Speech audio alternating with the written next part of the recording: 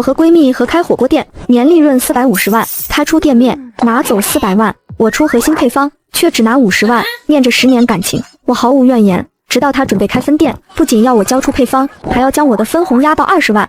没我这店面，你的配方一文不值。我笑了，拿着分红的钱，在她火锅店对面谈下了一个更大的门面。开业那天，她看着我店里爆满的客人，气得当场晕厥。优秀，分店下个月就要开了，你把配方整理一份，交给新店长。完整配方吗？当然是完整的，不然味道不对怎么办？还有，今年开始，你的分红调整到20万。如烟，当初说好的，我出配方，你出店面，利润分配可以商量，但20万是不是太少了？优秀，你怎么也开始谈钱了？我这店面的租金、装修、人脉、上下打点的费用，哪一笔是小数目？你不过是提供了几张纸，动动嘴皮子，每年做着拿50万，还有什么不满足的？真优秀，做人要知足。我外婆家3代传下来的心血，在我没日没夜的改良和调试后，才最终成型的锅底，在她嘴里却变得如此一文不值。这时，坐在沙发那边一直没说话的柳如烟男友装货突然开了口：“真优秀，话不能这么说。没有如烟，你现在说不定还在哪个后厨刷勺呢。一个月能有5000月薪吗？是如烟给了你平台，你才能把你的配方变成钱，你应该感恩戴德才对。”谈钱伤感情，优秀，我们10年的姐妹，难道要为这点小钱闹不愉快吗？分店的店长是我表弟，都是自家人，你把配方给他，我才放心。对了，烟秀的商标我已经注册下来了，以后我们做大做强，这就是我们的金字招牌。商标持有人的那一栏名字只有他，原来他早就铺好了所有的路，一步步将我踢出局。我只是他豢养的一只会下金蛋的鸡，现在他嫌我碍事，准备杀鸡取卵了。你笑什么？柳如烟，我们散伙吧。散伙？真优秀，你是不是脑子坏掉了？离开我这里，你那配方能卖几个钱？谁会认？你别忘了，烟秀火锅这个牌子是我的。行啊，我也不亏待你，今年的50万现在就转给你，算是遣散费了。以后别说我柳如烟对不起你。下一秒，手机到账了50万，我收起手机准备离开时，装货不阴不阳的声音又飘了过来：“别后悔啊，出了这个门，想回来可就没那么容易了。”我们走着瞧，看看最后是谁后悔。我头也不回的离开了。出了火锅店后，直接拨通了一个房产中介的电话。柳如烟，我要让你亲眼看看我的配方到底值多少钱，而且新店就开在你的店对面。曾小姐，你这个预算真的很难。这里有个铺子，便宜是便宜，就是前面在修路，估计得修个1-2年。房产中介看我一个年轻女孩，预算又紧张，逐渐没了耐心。之后一连几天找店面都碰壁后，我拨通了家里的电话，想寻求一些支持。可我妈听完我的计划，沉默了很久。优秀，你是不是跟如烟吵架了？一个女孩子家折腾什么呀？开店多辛苦，你又没钱，听妈的话，去跟如烟道个歉，回去好好上班，好吗？就是你那闺蜜一看就是老实人，你跟着她不会吃亏的，别任性。挂断电话后，我陷入了自我怀疑之中。就在这时，外婆给我打来了视频电话，让我回去。第二天回到外婆家吃过饭后，她把我拉到房间，从一个上了锁的樟木箱子里，小心翼翼地捧出一个泛黄的笔记本。这是我们家传下来的东西，在你太外婆手上就在了。翻开本子，只见上面密密麻麻地记录着各种香料的特性、配比、熬制火候和心得。很多内容是我之前在外婆口中零散学到的配方里从未提及的深层奥秘。得到外婆的支持，再次回到城市后，我又找到了那个中介，指着地图上柳如烟店铺对面的位置说道：“我要这个铺面。”曾小姐，这个铺面面积大，位置也好，可租金……我知道贵，但我也知道他已经空置了3个月。前一家是做高端西餐，经营不善倒闭的，现在房东急着出租，价格肯定能商量。中介惊讶地看着我，眼神里多了几分刮目相看。我将我所有的资金、计划以及对未来的构想全部摊开在他面前，请你帮我争取一个最优惠的价格，成了，我一辈子都感谢你。3天后，我接到了他的电话，房东同意了我的租金方案，但要求押1付6，这意味着我50万的启动资金，交完房租就剩5万了。这点钱连请一个最便宜的装修队都不够。于是我跑到建材市场，货比3家，买来了最便宜的涂料、滚筒和刷子，还买了一大堆手工工具，准备自己动手。墙壁刮到一半的时候，我需要找人来做水电改造，于是在门口贴了一张招聘临时水电工的纸条。第二天，一个年轻的男孩找了过来。你好，我叫郝英俊，建筑设计毕业，是来应聘水电工的。我把他请进店里，将我的需求娓娓道来。郝英俊很专业，很快就明白了我的意图，可在看过我的布局图后，忍不住皱起了眉头。姐，你这设计也太朴素了，空间利用不合理，动线也不流畅，而且一点风格都没有。我帮你重新画个图吧。那得多钱？不要钱，管饭就行。我刚毕业，正好拿你这练手。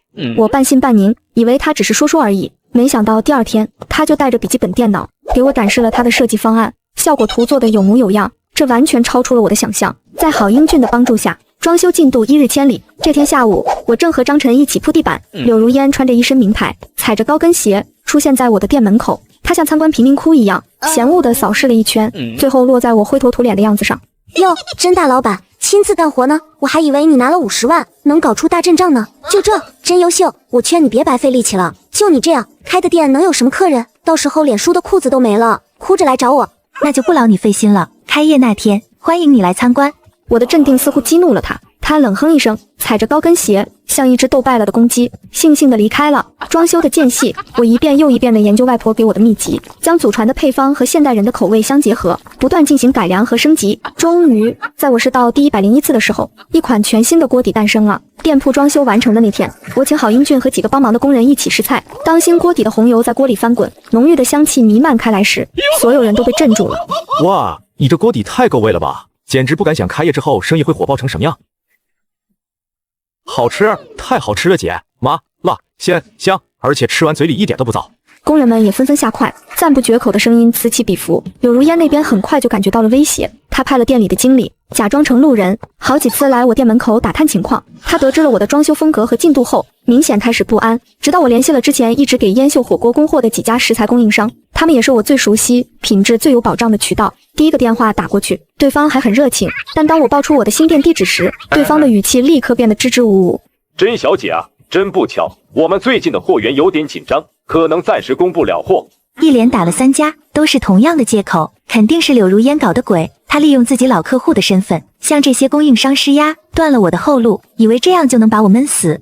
我突然想起外婆家乡那边有很多自己种菜、自己养殖的农户，跟郝英俊说了我的想法后，他立刻表示支持。第二天，我俩就开着一辆租来的小货车奔乡下去。最终，我们和最靠谱的农家达成了合作协议，他们每天把最新鲜的蔬菜、土猪肉、走地鸡送到村口，由我们统一运输回城。柳如烟很快就听说了我下乡采购食材的消息，于是她开始在老顾客群里、动态里到处散播关于我的谣言。听说对面那家新店老板人品不怎么样，是从老东家那里偷了配方跑出来的。他家的食材都是乡下收的便宜货，干不干净都不知道呢，大家可别去啊，吃坏了肚子就麻烦了。一些不明真相的老顾客信以为真，开始在本地的美食论坛上对我未开业的新店发表负面评论。郝英俊气得不行，要去网上跟他们理论，我拦住了他。现在去撕，只会让事情越闹越大，正中他的下怀。那该怎么办？既然柳如烟说我们的食材不干净，那我们就让他和所有人都亲眼看看我们的后厨到底是什么样。后厨直播？对，开业当天，我们在大堂装一块最大的屏幕，实时直播后厨的所有情况，从洗菜、切菜到配菜，每一个环节都公开透明。谣言将在事实面前不攻自破。郝英俊眼神里的欣赏又多了几分。柳如烟以为他的小动作已经得逞，便把大部分精力都放在了筹备他的新店分店上，而我趁机招聘了服务员和后厨核心，亲自进行培训，从各类食材的处理标准到迎客的话术、添汤的时机，每一个细节我都手把手教，还跟所有员工提前做出了承诺。新店不搞等级制，多劳多得，开业后每月还有业绩分红。这个承诺瞬间鼓舞了员工们。3天后，我正在调试新的锅底配方时，郝英俊突然慌慌张张地跑了过来。甄姐，有2个后厨学徒收拾东西要走，我怎么劝都劝不住，你快去看看吧。我走了出去，就见那2个20出头的小伙子低着头，手里攥着行李袋，不敢直视我的眼睛。怎么突然要走？是觉得店里的待遇不合适，还是培训太辛苦？有话直说，能解决的我都帮你们解决。甄姐，不是你的问题，是对面烟秀火锅的人找我们了，说给我们3倍工资，还包吃住，让我们现在就过去上班。他们还说，甄姐你这新店就是跟刘姐赌气开的，没靠山没客源，撑不过1个月就得倒闭，到时候我们连工作都没了。甄姐，不止他俩，柳如烟的经理加了好几个员工的联系方式，一边高薪挖人，一边到处造谣说我们店要黄，还说你是偷了配方的叛徒，跟着你干没前途。话音落，店里其他员工瞬间炸开了锅，有人气愤，有人犹豫，几个新来的服务员也面露难色，悄悄交头接耳。那2个学徒更是面露愧色，站在原地手足无措。柳如烟这一手，摆明了是想从内部搅乱我的阵脚，让我开业前就缺兵少将，连培训都没法继续。这柳如烟也太没脸没皮了，我现在就去找他理论，把他挖人的证据甩他脸上。大家先安静一下，我知道你们心里有顾虑，那我今天不妨就把话摊开了说。柳如烟开的条件确实诱人，但他能今天挖我的人，明天就能挖别人的人，这样的老板能给你们长久的保障吗？我真优秀，做生意向来一言九鼎。之前说的底薪，我现在当场涨10%，再加绩效奖金。我不敢说能让大家大富大贵，但跟着我干，踏实而且有奔头。另外，你们想离开的，我不怪你们，人往高处走是人之常情，更不会拦着你们。这妹子这么实诚，就柳如烟那点小恩小惠，别想让我们动心思。珍姐，对不起，我们一时糊涂，我们不走了，以后跟着你好好干。经此一事，店里的员工心更齐了，每个人都憋着一股劲，想把新店开好，打柳如烟的脸。接下来开业前的营销，郝英俊全负责。他没有选择传统的发传单、打广告，而是联系了本地好几个粉丝量不大的美食探店号，把我的故事包装成了一个充满悬念的连续剧。10年闺蜜因百万分红反目成仇，秘方传人被扫地出门，竟在老东家对面另起炉灶，是忍气吞声，还是绝地反击？开业当天，现场揭晓。这些充满噱头的短视频，配上我亲力亲为装修的镜头，迅速在本地社交网络上火了。开业前3天，郝英俊顺势推出了线上预订优惠券，凭券开业当天可以享受5折优惠，限量1000张，会不会太多了？万一没人买，多尴尬啊！珍姐，你快看，链接放出去不到半小时，1000张优惠券被抢购一空。我和郝英俊带着员工们敲定开业当天的食材备货、座位布置调整，忙到后半夜才歇下，满心都是对开业的期待。却没料到第2天一早就接到了市场监管局工作人员的电话，电话那头的语气严肃。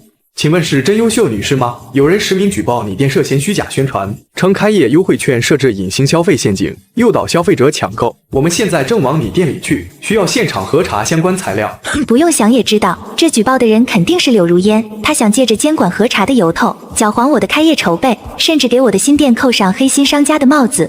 这柳如烟也太不择手段了，自己没本事做营销，就玩这些下三滥的招数，真当没人治得了他。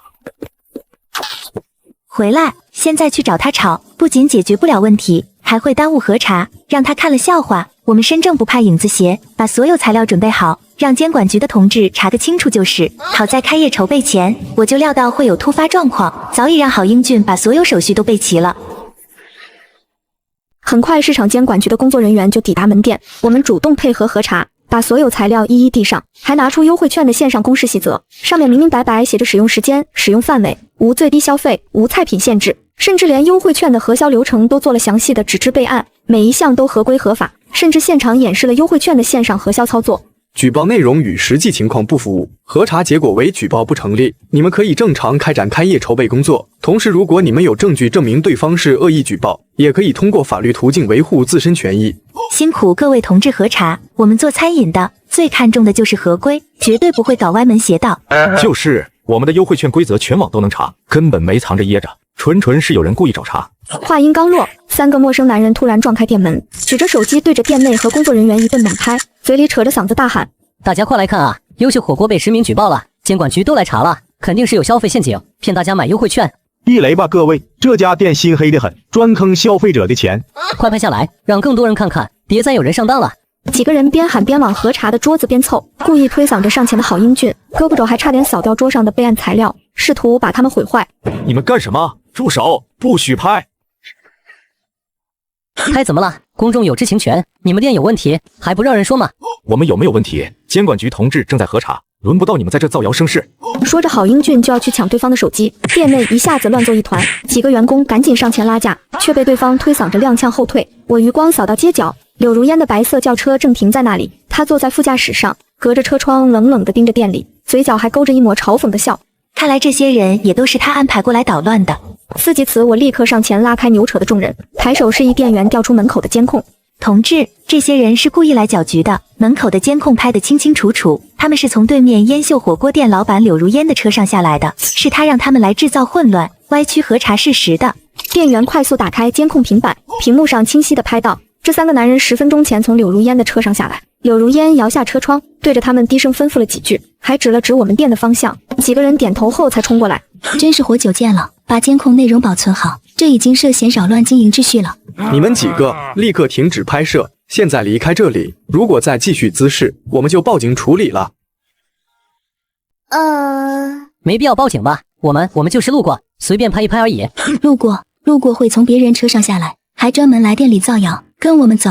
几人被工作人员带走，全程低着头不敢作声。我抬眼看向街角，柳如烟看到这一幕，立刻让司机猛踩油门，车子一溜烟的开走了，连头都不敢回。送包，敢做不敢当，柳如烟这招也太下作了。别管他，我们继续配合核查，把该做的做好。他的这点小伎俩成不了事。甄女士，你这边也留好相关证据，要是后续还有类似的恶意骚扰，直接报警，也可以向我们反馈。谢谢各位同志，辛苦你们了。送走工作人员，郝英俊的火气还没消，捏着拳头问我：甄姐，这事儿就这么算了？柳如烟平白无故污蔑我们，不能让她就这么逍遥。当然不能算了，只是我们现在的重心是开业，与其和他正面硬刚，不如借这个机会让大家看看他的真面目。甄姐，你是想把市场监管局的核查结果通知单贴上去？聪明，不仅是现实中，网上也要发。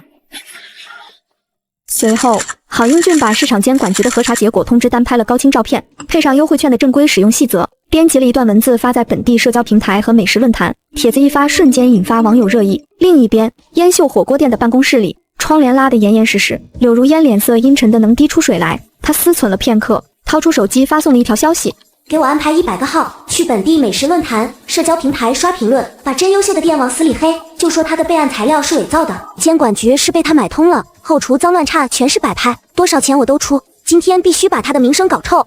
发完消息，他气得把手机扔在一边，抬手把相框扫在地上，照片瞬间被划得支离破碎。真优秀，你不仁就别怪我不义，你想好好开店，我偏不让你如意。这城里的火锅市场有我柳如烟在，就没你真优秀的容身之地。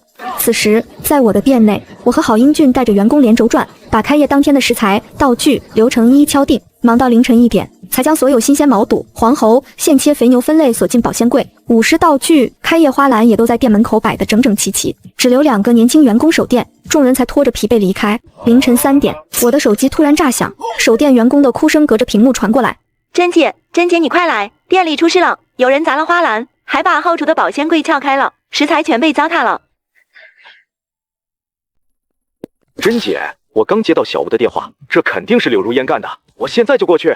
等我赶到店门口，眼前的景象让我心口发紧，门口的开业花篮全被推倒在地，红绸布被扯烂，花瓣散落一地，武士队的鼓面破了个大洞，后厨更是一片狼藉，保鲜柜的锁被撬坏，新鲜的毛肚、黄喉被泡在酱油和醋里，现切的肥牛被踩得乱七八糟，地上满是污渍。郝英俊赶来看到这一幕，气得拳头攥得咯咯响。这个柳如烟简直不是人，举报不成，搅局失败，居然来阴的，这都是我们提前1周订的精品食材，明天就要开业，上哪再补这么多新鲜的？甄姐，我刚才眯了10分钟，醒过来就成这样了，我们对不起你。不怪你，是对方太歹毒，防不胜防。好在我料到他会做最后的疯狂反扑，早就和食材供应商约定了备用食材，还在门店角落装了隐蔽监控。英俊，你现在立刻给张供应商打电话，告诉他备用食材全部要，不管多晚，让他连夜送过来，费用翻1倍都没问题，必须保证新鲜。好，我现在就打。小吴，你去拿清洁工具，把后厨的污渍清理干净，把还能抢救的食材分类整理，再联系广告公司，让他们连夜赶制花篮和锣鼓道具。钱不是问题，只要能赶在开业前到位。好的，甄姐。安排完一切，我调出了门店的隐蔽监控，画面里清晰地拍到凌晨2点半，4个陌生男人鬼鬼祟祟地来到店门口，先是砸了花篮和锣鼓，又进后厨把酱油和醋倒在食材上，全程动作麻利，显然是早有准备。而监控的角落，柳如烟的白色轿车就停在不远处，一直等到几个人离开，才缓缓驶走。甄姐，证据确凿，这柳如烟太嚣张了，我们现在就报警抓他。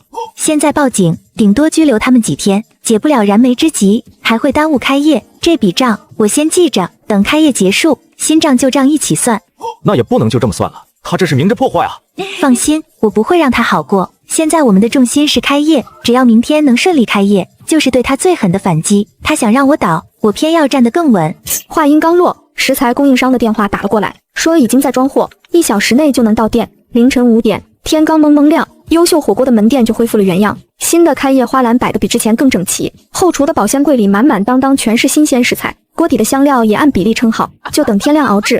甄姐，都弄好了，张供应商够意思，不仅连夜送了货，还多补了2箱毛肚，说祝我们开业大吉。越是有人想让我们垮，我们越要站得稳，这点小麻烦算不得什么。对了，监控视频都保存好了吗？都保存好了，我还分了好几个备份，还有那几个破坏者的面部特写，好不了。柳如烟要是看到这场景，估计得气歪脸。有好，这都是证据。等开业忙完，咱们就走法律途径。他毁了我们的食材，砸了我们的道具，这笔账必须算清。而街对面的烟秀火锅店2楼办公室的灯也亮了一夜，柳如烟一直站在窗前，眼睛死死盯着窗外的优秀火锅，脸上的得意一点点褪去，换成了难以置信的错愕。他怎么可能这么快？食材都是提前预定的精品货，一夜之间上哪找这么多？真优秀，你到底还有多少后手？我就不信了，你能次次都躲过。你们是怎么办事的？就只会砸东西倒酱油，不知道把他的后厨灶台砸了，不知道把他的香料全扔了，现在他又弄好了，你们这群废物！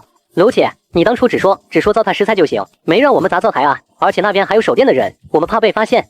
怕被发现？你们现在已经被发现了，真优秀，肯定有监控，你们一个个都跑不了。我警告你们，一旦被查出来，如果敢乱说话，我饶不了你们。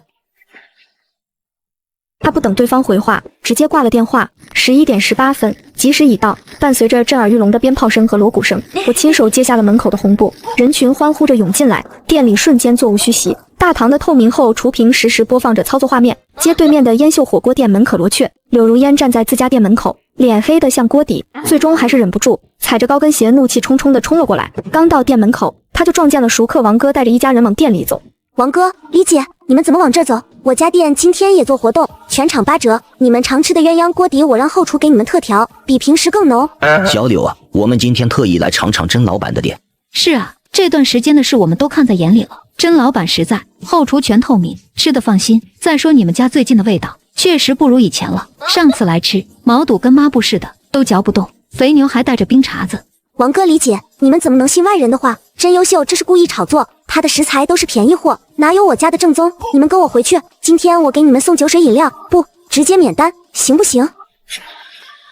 免单也不去了，做生意先做人。如烟以实名举报甄老板，还派人搞破坏，这事儿大家都清楚了。我们吃火锅吃的是味道，更是舒心。你这样的做法，我们实在没法再去你家了。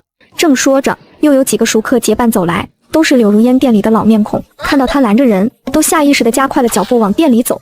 张姐，你也来这儿？你忘了上次你生日，我特意给你送了招牌锅底。记着呢，但也记着你私吞甄老板分红的事。人家出技术出力气，你倒好，年赚450万只给50万，这种人品做出来的东西吃着膈应。原来她就是那个私吞闺蜜利润的柳如烟啊！怪不得一直搞小动作，原来是理亏心虚，想往人家身上泼脏水。还好没去他家吃过，这人品也太差了。柳老板，别在这白费功夫了，谁好谁坏，大家心里都有数。与其在这拦客，不如回去好好反思反思，怎么把自己的生意做正了。柳如烟被郝英俊噎得说不出话，看着优秀火锅里座无虚席、欢声笑语的景象，再想想自家店里冷冷清清、服务员闲坐刷手机的模样，他狠狠跺了一下脚，对着店内的方向撂下一句狠话：真优秀，你别得意，这事儿没完。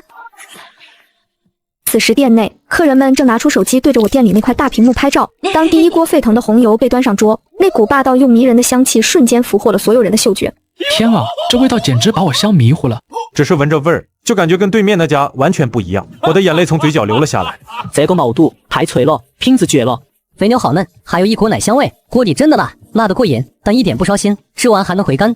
没多久，各个社交平台都被我开的优秀火锅店刷屏了，而街对面柳如烟的火锅店则是一片截然不同的景象。偌大的店里只有零零散散的2-3桌客人，服务员们无聊地聚在一起刷着手机，脸上写满了迷茫。柳如烟再次气冲冲地冲了过来，并随手抓住一个刚从我店里吃完出来的食客。怎么样，味道是不是很一般？一般？开什么玩笑，比你家好吃100倍，汤浓醇厚，食材新鲜，以后我就认这家了，再见。柳如烟彻底破防了，她像疯子一样不顾门口保安的阻拦，硬是挤进了我的店里。真优秀，你给我出来！柳如烟尖利的嗓音划破了店里热闹的氛围，所有人都看了过去，排队的客人纷纷指责她插队，她不管不顾，拨开人群，冲到我面前。柳如烟，这是我的店，你这副模样闯进来，是想扰乱经营吗？真优秀，你这个忘恩负义的女人，当初要不是我出钱，你能开得起火锅店？现在你倒好，自己开新店抢我的客，毁我的生意，你安的什么心？你这个叛徒，偷了我的配方，你不要脸！出钱，当初合伙是谁哭着求我把火锅底料秘方交给他？是谁连选址、营销都要我手把手教？那又怎样？我出了钱，店就有我的份。你现在就是卷走我们的共同成果，你就是小偷。啥情况？这女人怎么又来发癫了？看着不像甄老板的问题啊，这女的情绪也太激动了。666，现在默认都会先状告了。柳如烟，你别血口喷人，别我以为不知道。当初你们合伙的时候，甄姐出技术，出思路，占60%股份，这是当初说好的。你年赚450万，只给甄姐50万，私吞利润的是你。胡说，根本没有什么60%股份，当初就是口头说说，没有凭证。真优秀，你有本事拿证据出来啊！柳如烟似乎料定我早就丢了当初的合伙协议，笃定我拿不出证据，喊得越发理直气壮。大家别信他，他就是制造噱头，毕竟黑红也是红，想骗你们来消费的。我和真优秀认识多年，最了解他，他这人最会装模作样。证据我这有，你不是说没凭证吗？自己看。柳如烟，这么重要的东西，你觉得我会不留备份吗？原来是他私吞利润，太过分了，还好意思来闹，脸皮也太厚了。当人家曾老板是大冤种的，换我也忍不了。这是假的，是你伪造的，不算数，不算数。伪造，协议上的手印和签名做不了假，而且我这里还有当年的转账记录、利润核算单，每一笔都清清楚楚。柳如烟看着我坚定的眼神，又看看周围客人鄙夷的目光，所有的伪装和嚣张崩塌，眼泪瞬间流了下来。柳如烟，哭有什么用？这一切都是你自己选的。真优秀，你就是见不得我好。我从郝英俊手里拿过一个文件袋，扯开绳子，将里面的材料一一倒在旁边的空桌上，每份材料都标着清晰的标签。是你先对我不仁，我才对你不义的。这是市场监管局的核查记录，证明你实名举报是恶意诬告。这 U 盘里是你派人搅局监管核查，深夜砸我门店糟蹋食材的监控截图和完整视频，人脸、车牌一清二楚。你别胡说八道，你这是泼脏水。柳如烟，你以为耍耍阴招就能搞垮甄姐的店？你这些行为早就触犯法律了。告他，让他赔偿损失。私吞利润还恶意破坏，必须让他付出代价。这种人就该受到法律制裁，太气人了。柳如烟，我念过昔日的闺蜜情，一次次对你手下留情。你举报我，我只做澄清；你搅局，我只配合核查；你破坏门店，我只连夜补救，没立刻报警。我只是不想让你超过我。不想被超过，就好好做自己的生意，靠味道和服务赢客人，而不是靠这些下三滥的手段。你今天冲到我店里撒野，污蔑我的人品，扰乱我的经营，已经触碰到我的底线了。这些证据我已经全部整理好，交给了律师。不要，真优秀，你别告我，我错了，我真的错了，我把吞你的钱还给你，加倍还你，你别告我好不好？还钱是你该做的，但你的恶意举报、诽谤、故意损坏他人财物，这些账不是还钱就能抵消的。最后，急火攻心的柳如烟眼睛一翻，双腿一软，就那么直挺挺地晕了过去。全场一片死寂，紧接着是此起彼伏的手机拍照声。随后，救护车赶来，拉走了柳如烟。不到1小时，店里的客人上传了这段视频，直接火上热搜了。柳如烟在医院醒来，看到网上的视频和那些嘲讽她的评论，据说当场把新买的手机都给砸碎了。我原以为她会忙于应付官司来老实下来，可没想她仍然不肯罢休。这天中午，一个男人在我店里用餐后，突然捂着肚子大喊大叫，上吐下泻。哎呦，我肚子好痛，肯定是因为吃了这个火锅。随后，他召集了一群同伴，在店门口拉起横幅，污蔑我们用的是地沟油，是黑心商家。英俊，直接报警。同时，我调出了店里的监控录像，监控清清楚楚地拍下了那个男人在用餐时偷偷往自己的锅里倒了一小瓶不明液体。帽子叔叔前来，在铁证面前，那个职业闹事的男人很快就承认了，是有人花钱雇他来的。你现在设计寻衅滋事，跟我们走一趟吧。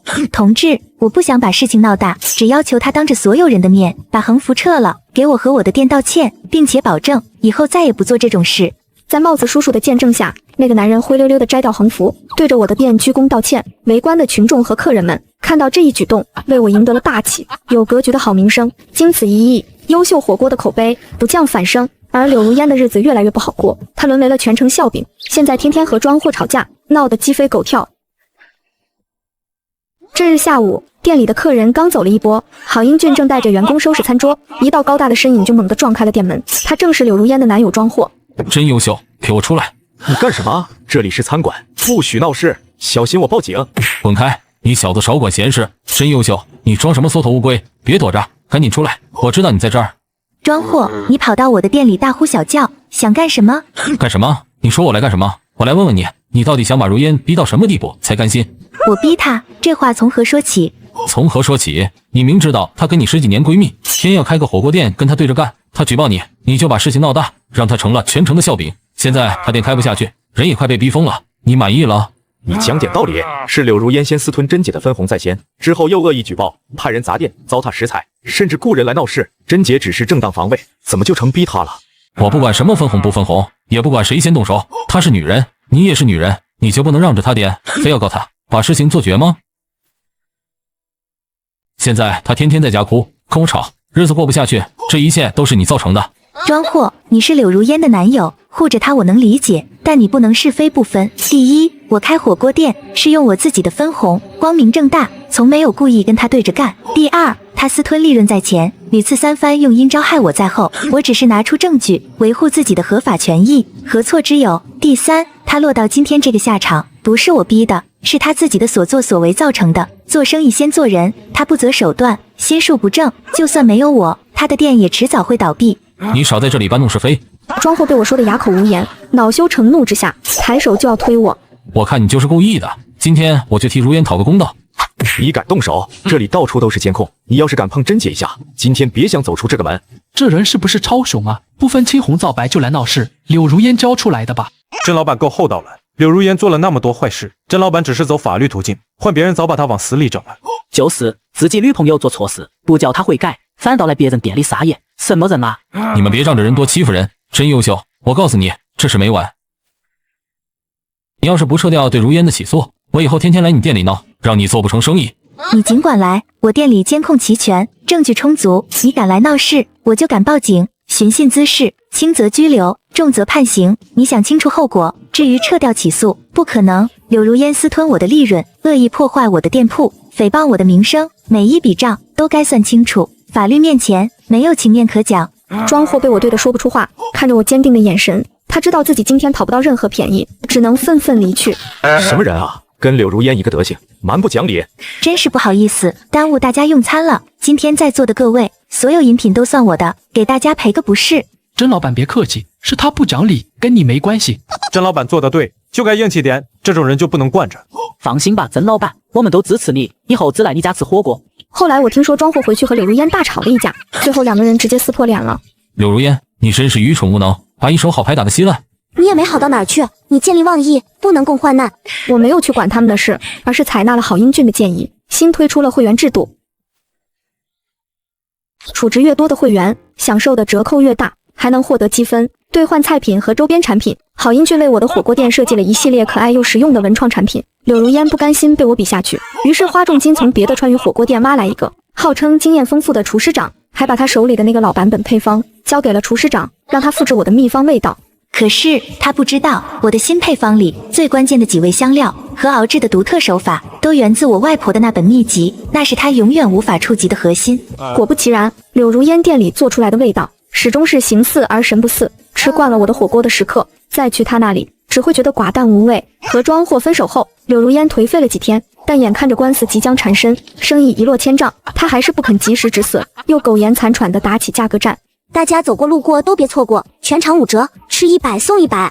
然而现在的消费者都很精明，一时的便宜无法挽回他们被味道征服的味蕾。柳如烟店里除了打折那几天有点人气，大部分时间依旧是门可罗雀。而我这边因为品质稳定，服务周到，回头客越来越多，周末的位置需要提前1周才能预定到。店里盈利后，我做的第一件事就是给所有员工涨了工资，并且提供了业内最好的福利待遇。而柳如烟的员工因为生意惨淡，收入下降，一个个都无精打采，服务态度越来越差，造成了更严重的恶性循环。他终于放下了他那可悲的骄傲，主动约我见面。优秀，我就是一时被金钱蒙蔽了双眼，我知道错了，我们和好吧，好不好？我们可以像以前一样一起开店，不，2家店合并，你来做主，我都听你的。柳如烟，我们回不去了。柳如烟的眼泪瞬间就收了回去，取而代之的是一种急切的交易神情。真优秀，那我们谈笔生意，这里面有200万，你把你的新配方卖给我，我保证拿到配方后，绝不再干涉你的任何事。柳如烟，我记得有人曾经说过，我的配方一文不值，怎么现在又值200万了？此一时彼一时，我只问你，现在到底卖不卖给我？柳如烟，那我也真心告诉你，我的配方不卖，我的心血，我的尊严，以及外婆家几代人的传承，你用多少钱都买不走。真优秀，你别太蹬鼻子上脸，你真以为你赢了？你不过就是一个运气比较好的小人罢了。我当初真是瞎了眼，才会把你这种狼崽子当姐妹那么多年。柳如烟，从今天起，我们之间再无任何情分可言。我直接离开了。很快迎来了大型美食节，我和郝英俊商量后决定去报名。我听说柳如烟为了参加这次美食节，不惜又借了一笔钱，想要背水一战。美食节当天，我们的展位在众多花里胡哨的展位中显得格外清新脱俗，队伍也是整个美食节最长的队伍之一。我和郝英俊忙得脚不沾地，一边给客人盛锅底试吃，一边打包现熬的火锅底料，额头上的汗擦了又冒。甄姐，今天人也太多了，咱们准备的试吃品都快不够了。没事，后厨那边还在熬，让小周赶紧送过来，别让客人等急了。好嘞。话音刚落，我余光瞥见一个穿着简约休闲装的中年男人，背着手站在我们展位前，目光细细打量着桌上的食材和沸腾的锅底，眉头微蹙，却迟迟没有离开，已经驻足了快10分钟。他气质沉稳，和周围喧闹的游客截然不同，眼神里带着专业的审视。郝英俊一眼就认出了他，猛地拽了拽我的胳膊，声音又惊又喜：姐，你看那个男人，他是陈默，真的是陈默。陈默？哪个陈默？就是那个全国有名的美食评论家啊，他写的美食点评，一句话能让一家店火遍全国，也能让一家店直接关门。他怎么会来咱们展位？不会咱们今天的味道不对劲吧？别慌，做好自己的事就行，是金子总会发光。这时陈默缓步走上前，目光落在咕嘟冒泡的红油锅底上，鼻尖轻轻动了动，开口问道：老板，这锅底是现熬的吗？是的先生，都是今早现熬的，用的正宗牛油，搭配20几种香料，慢火熬够4个小时，没有任何添加剂。底料的配比看着很讲究，有没有什么独特的配方？谈不上独特，是外婆家几代传下来的方子，在原有基础上根据本地口味稍作调整，主打一个香而不腻，辣而不烧心，吃完还能回甘。那这些食材呢，都是当天采买吗？都是今早凌晨去市场挑的新鲜货，毛肚是鲜毛肚，没有泡发，黄喉也是现切的，您可以尝尝。说着，我盛了一小碗锅底，又烫了几片毛肚和肥牛，递到陈默面前，碗边摆上特制的蘸料。先生，您尝尝看，提意见。周围排队的客人也注意到了陈默，瞬间小声议论起来，都停下了动作，看着他。这不是陈默吗？他居然来吃这家火锅了，这下有好戏看了。要是被他夸一句，那这家店不得直接起飞？那可说不准，听说他的嘴是出了名的刁，万一食材上有什么猫腻，可就坏菜了。我刚才尝了，这家味道确实好，我觉得陈老师肯定也会喜欢。陈默没有立刻动筷，先低头闻了闻锅底的香气，又看了看烫好的毛肚，纹理清晰，色泽鲜亮，这才拿起筷子，夹起一片毛肚放进嘴里，慢慢咀嚼，眉头渐渐舒展开。接着他又尝了一口肥牛，喝了一小口锅底的清汤，眼里露出赞许的神色。不错，确实是正宗的牛油火锅，香料的配比恰到好处，没有掩盖牛油本身的香味，辣度适中，回味有淡淡的香料香。难得鲜毛肚的火候掌握得很好，七上八下，脆嫩爽口，没有腥味，食材的新鲜度很到位，看得出来老板很用心。谢谢您的认可，做餐饮食材和味道都是根本，不敢马虎。现在很多火锅店为了省事，都用预制锅底，鲜少有人愿意花时间慢火现熬了。你能守住这份初心，很难得。你这锅底的香料里，是不是加了一点陈皮和山楂？是的，先生，加一点陈皮能解腻，山楂能中和牛油的厚重，让锅底吃起来不烧心。您尝出来了？细节做得很好，这也是你家锅底和别家不一样的地方。我看你这边还有打包的底料，是按同样的配方做的吗？都是一样的，现熬现封，保证新鲜。客人买回去在家也能吃到店里的味道。不错，很有想法。他没有再多说，对着我点了点头，又看了看排队的客人，转身便离开了展位。郝英俊看着他的背影，激动得手舞足蹈。甄姐，陈默夸我们了，他可是陈默啊，全国最有名的美食评论家，他居然夸我们的锅底和食材了。别激动，做好眼前的事，把客人招待好。我知道，但这也太激动了。甄姐，我们这次肯定要火了。周围的客人也纷纷围上来，对着我们的锅底赞不绝口。原本就长的队伍瞬间又排出去了一截，还有不少人特意过来买打包的火锅底料，直呼陈默认可的味道，肯定错不了。郝英俊一边打包底料，一边和客人笑着聊天。我们的店就在某某街，以后常来捧场啊。必须的，今天尝了味道是真的好，以后吃火锅就认准你们家了。陈默离开美食节后，回去便连夜写了一篇美食点评，发布在自己的社交平台和知名美食杂志上。文章里特意提到了优秀火锅的现熬锅底、新鲜食材和传承的初心。这家火锅店是我今年来品鉴过的店里最特别的，是这座城市里难得的正宗牛油火锅，守住了餐饮的根本。陈默的这篇点评一经发布，瞬间引发热议，点赞、评论、转发量居高不下。我的优秀火锅再次引爆全城热度，来店里用餐的客人比之前多了数倍，甚至有外地的游客特意赶来打卡。而柳如烟甚至连美食节的初选都没过，她彻底认输了。不久便把店铺低价转让，在还清了所有欠款之后，离开了这座城市。我再也没有见过他，而我也开启了人生新阶段，最终打造出了属于自己的连锁餐饮品牌。